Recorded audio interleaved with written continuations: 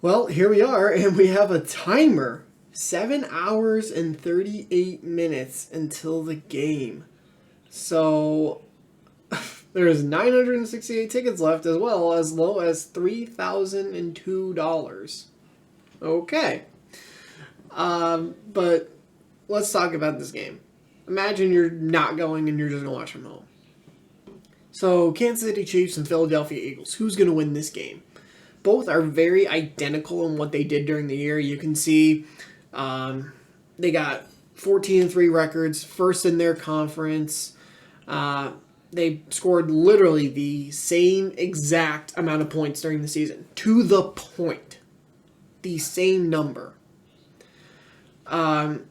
These teams were very similar in things that they did, and then there's things that they were different in what they did. So Mahomes, he wins MVP. And typically, when you win the MVP, you don't win the Super Bowl.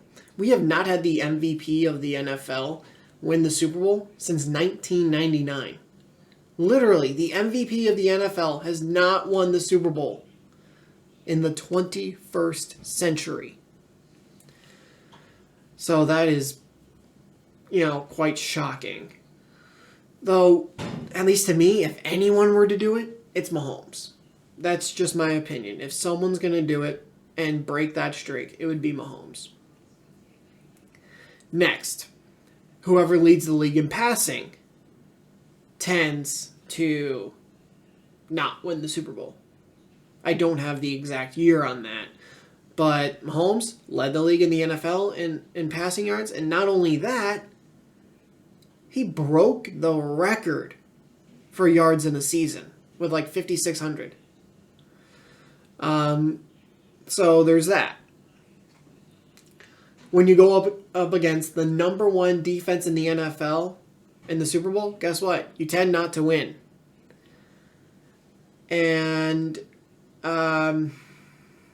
so, all of those things considered, I would say Mahomes would be that person to do it. The question is, do I think he will?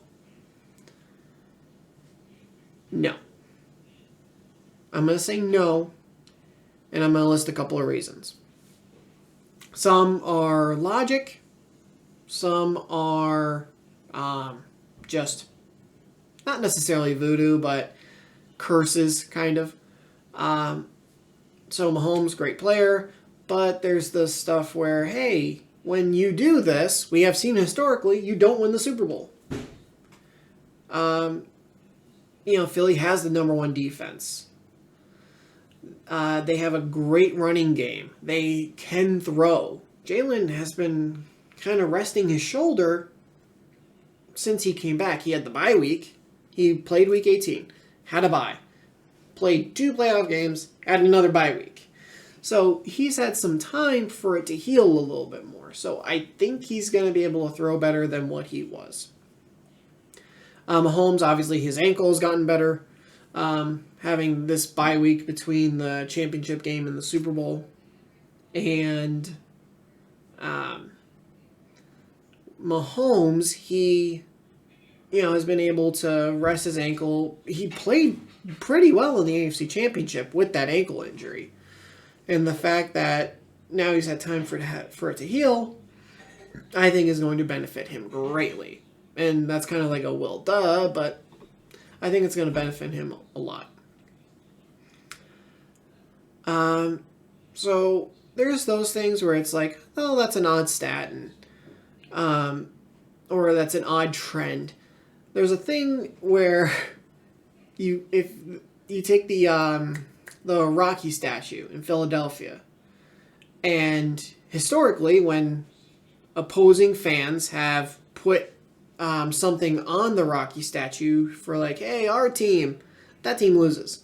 There's multiple examples. Minnesota is one. I think that was that NFC Championship game with Case Keenum, if I'm correct. I'm trying to think who it was that did it. I don't remember if it was sometime in this playoffs. So it was either the Giants or the 49ers, but someone did it. And obviously the Eagles won. Well, someone decided, hey, I'm gonna put this Travis Kelce. I don't remember if it was a jersey or if it was just something. It was something with Travis Kelce, and they put it on the Rocky statue. So right now you curse your team. Then a fan, because this always goes well, a fan got a tattoo of Kansas City Chiefs Super Bowl 57 champs. He already got the tattoo. And like I said, that always ends up well, right? Because that never backfires and you end up losing, and you have a tattoo of you winning the game that you actually lost. So those are just two of the curse. Then we have information where it's a trend. Let's get to the actual play. Philly has a fantastic defense. They do. And it's going to be the question of, can Kansas City's line block long enough for Mahomes to get the ball out? How do you contain Travis Kelce? And do you contain Mahomes or do you force him out of the pocket? One matchup that I'm going to watch closely is going to be Hassan Reddick versus Andrew Wiley, the right tackle. Wiley, he is probably the weak link on that offensive line. So to have him go against a guy who got a couple of votes for Defensive Player of the Year. He actually got 1 or 2 votes. I can't remember. I think it might have been 1 vote for the top spot because all the awards, you listed 5 names. He actually got the top name on one of them. Like, Hassan Reddick had a really, really nice year. So with that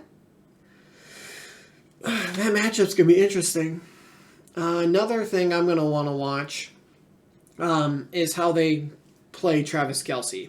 I've heard, do you play a linebacker? Do you play a safety? I've heard them say, play James Bradbury. He's the most physical corner that they got. Play Bradbury on him. And it, sounds like it could be interesting in theory. Another person, this is literally a person I'm going to watch, is C.J. Gardner-Johnson, the safety. He runs his mouth. And he kind of backs it up. He does. But he doesn't run his mouth for the sake of, like an Eli Apple. He runs his mouth to get inside your head. It's kind of what happened with Josh Norman and OBJ. How, they got into it. That's kind of what Gardner-Johnson forces you to do. He will talk and talk and talk until you lose your shit.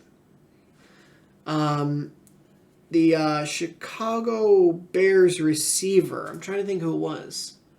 Sims, maybe? Mims? I don't know. It was something like that. During a game versus the Saints, this was when he was still with the Saints. The guy punched him twice. And then, Janoris Jenkins, jumped on the guy. So he can definitely get into the psyche of an NFL player. So do you put him on Kelce and try to make Kelce lose his cool? Are you going to let him try to get inside Kelce's head and maybe Kelce drops a pass or two? I don't know. We'll have to see. Or does he get into the head of Valdez-Scantling? Does he get in Juju's head? So I think the Eagles have just that little bit of edge to them. And they have the right amount of depth. I mean, they had 4 guys on their defensive line get 10 or more sacks. They had literally 70-something sacks this year. I think the Philadelphia Eagles win a close game. I'm going to say 31 to 28. That's my prediction. 31-28 is going to be the final score. Philadelphia.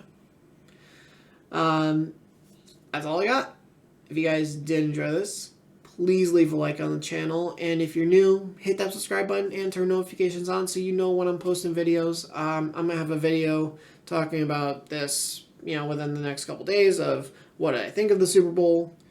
Maybe I could do what were my favorite commercials. And I do want to talk about the NFL honors in a future video as well, and talk about the awards, and how that ceremony went as a whole, because like the Damar Hamlin thing. So I want to talk about that a lot. So if you guys want to see that, make sure you subscribe and turn notifications on again. All right? Or else you're not going to know I posted those videos. I will see everyone in the next video. Thank you for watching.